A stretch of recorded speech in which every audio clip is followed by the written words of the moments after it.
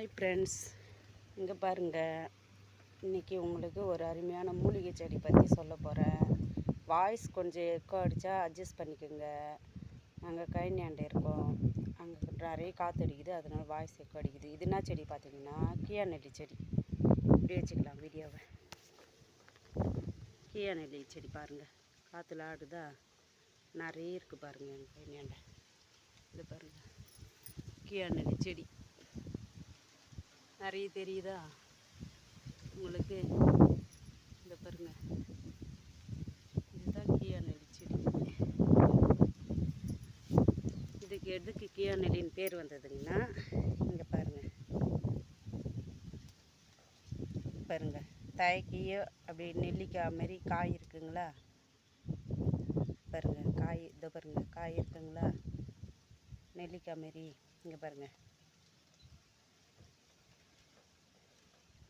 காய் இருக்குங்களா, அதனால் தழைக்கு கீழே இலைக்கு கீழே காய் இருக்கிறதுனால கியா நெல்லி அப்படின்னு பேர் வந்தது.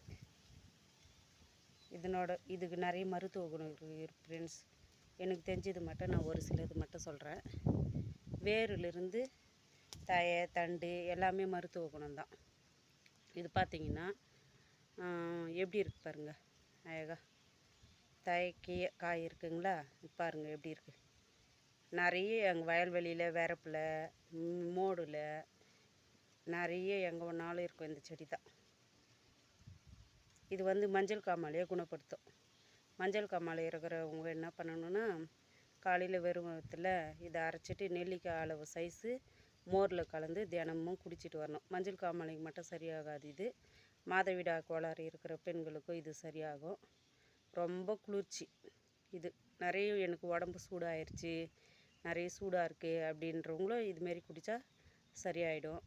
அப்புறம் பார்த்திங்கன்னா, நம்ம உள்ளுறுப்புகள் இருக்குங்க இல்லையா, அந்த உள்ளுறுப்பு கல்லீரல் அதெல்லாம் பலப்படுத்துறதுக்கு நல்லாயிருக்கும் இது.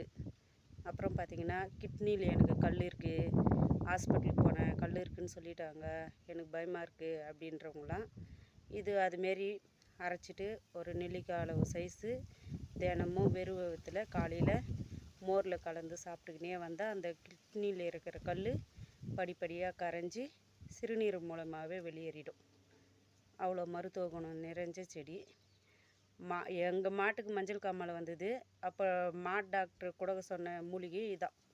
நான் இன்ஜெக்ஷன் பண்ணி கூட சரியாகலை அப்படின்றப்போ, நீங்கள் உங்கள் வயல்வெளியில் இருக்கிற இந்த கியா நெல்லி செடியை நிறைய மாட்டுக்கு டைம் கிடைக்கிறப்பெல்லாம் பறித்து கொடுங்க, சரியாயிடும் அப்படின்னாங்க.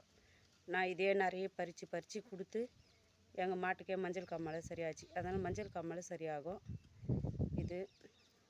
இது நிறைய மருத்துவ குணம் நிறைஞ்ச செடி இது. மஞ்சள் காமாலைக்கு பெஸ்ட்டு. அப்போல்லாம் வேர்லேருந்து அதான் தண்டு வேர் எல்லாமே மருத்துவ குணம் தான். அப்புறம் நிறைய பெண்கள் முடி கொட்டுது எனக்கு அப்படின்றவங்களாம் இது அரைச்சி தலையில் தேய்ச்சி குளிப்பாங்க, இல்லை தேங்காய் எண்ணெயில் போட்டு காய்ச்சி தலைக்கு தேய்ச்சி வருவாங்க, அதுக்கெலாம் சரியாகும். இந்த செடி பாருங்கள் நிறைய இருக்கும் எங்கள் கழனியில். ஓகேவா ஃப்ரெண்ட்ஸ், இந்த வீடியோ பிடிச்சிருந்தா உங்களுக்கு லைக் பண்ணுங்கள், ஷேர் பண்ணுங்கள், எங்கள் சேனலுக்கு சப்ஸ்கிரைப் பண்ணி விடுங்க. ஓகே, பாய்.